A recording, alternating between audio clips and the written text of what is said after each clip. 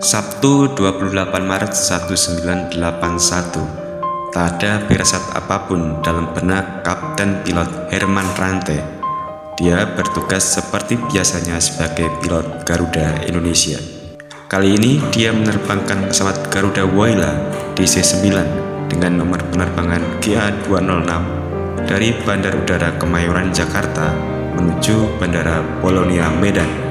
Pagi itu, Herman mengangkasa bersama kopilot Hedi Juwantoro dan 3 pramugari.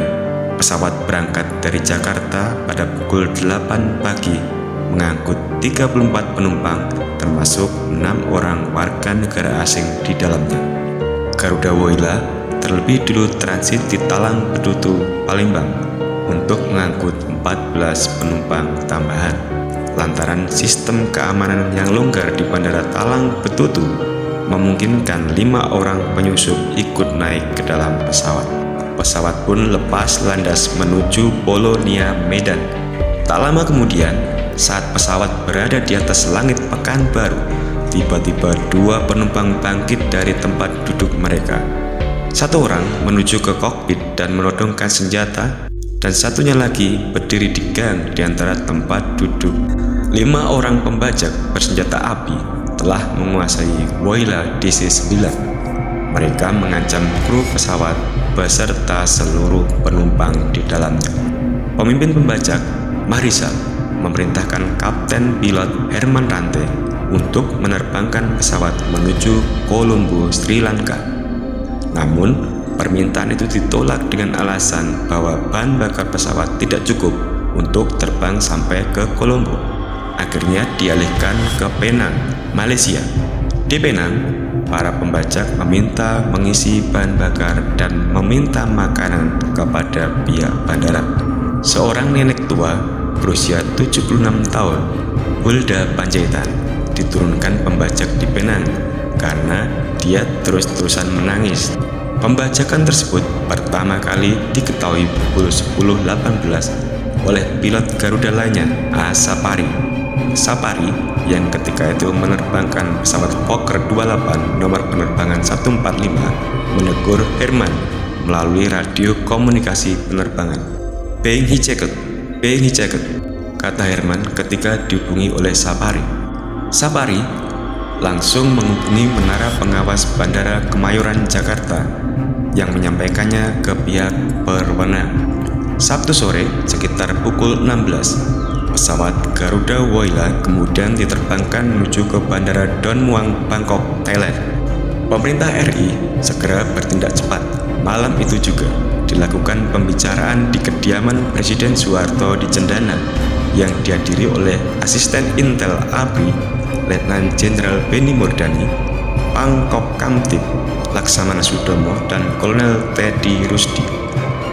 Rapat akhirnya memutuskan operasi militer untuk menyelamatkan Sandra. Sebuah tim operasi beranggotakan personel Grup 1 Kopasanda lalu dibentuk. Meskipun pemerintah Thailand tidak menyetujui pelaksanaan operasi militer, namun militer Indonesia tetap diberangkatkan. 35 anggota Kopasanda yang dipimpin oleh Letnan Kolonel Infantri Sintong Panjaitan meninggalkan Indonesia menuju Don Muang, Bangkok, Thailand pada hari Minggu 29 Maret 1981 sekitar pukul 21 malam. Upaya negosiasi pun sebenarnya telah diupayakan melalui Kepala Badan Intelijen Negara atau BAGIN, Jenderal Yoga Sugama, dan Duta Besar Indonesia untuk Thailand, Hasnan Habib. Pembajak yang menyatakan sebagai anggota Jamaah Imron menuntut agar para rekannya yang ditahan pasca peristiwa Cicendo di Bandung, Jawa Barat dibebaskan. Dalam peristiwa Cicendo, 14 anggota Jamaah Imron membunuh 4 anggota polisi di Polsekta Cicendo pada tanggal 11 Maret 1981 dini hari.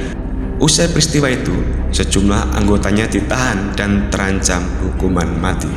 Perundingan masih terus berjalan hingga Senin petang tanggal 30 Maret 1981. Pembajak mengajukan 4 tuntutan. pembebasan 84 tahanan politik dan diminta untuk dikirimkan ke Bangkok. Pembajak juga meminta uang tebusan sebesar 1,5 juta US dollar. Orang Israel dikeluarkan dari Indonesia, menuntut pencopotan Adam Malik sebagai wakil presiden Indonesia. Pemerintah akhirnya bersiasat dengan pura-pura memenuhi semua tuntutan pembajak.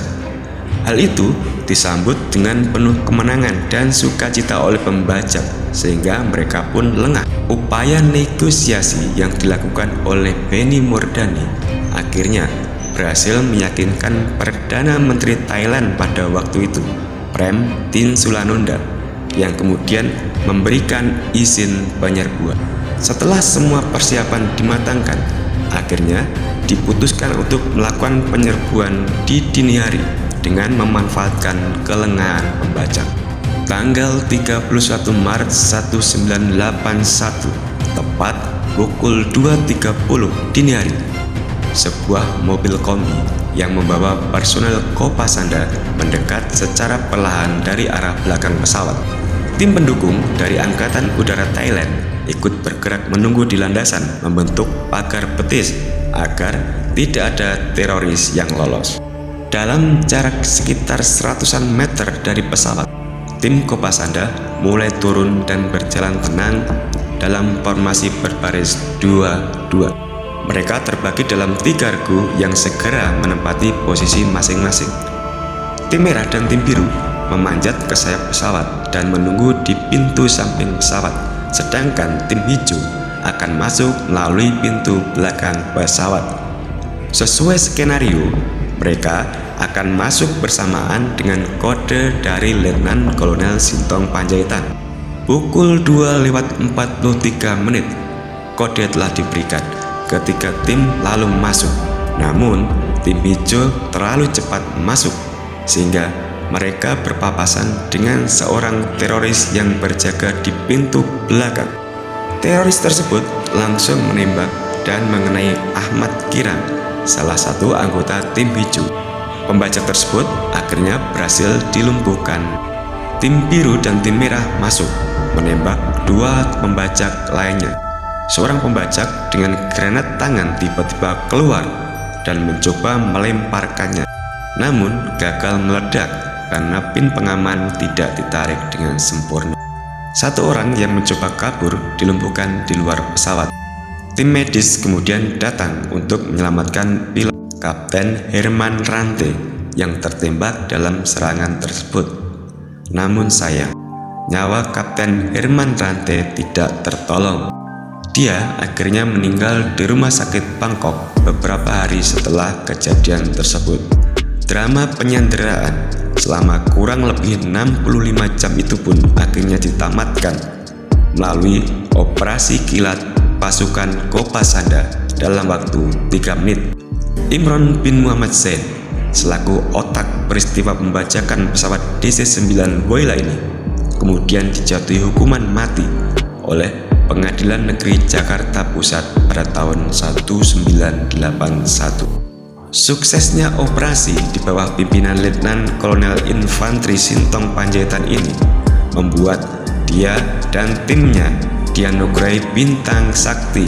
Prestasi ini melambungkan nama Sintong Panjaitan yang karirnya terus melaju hingga menjadi Danjen Kopassus.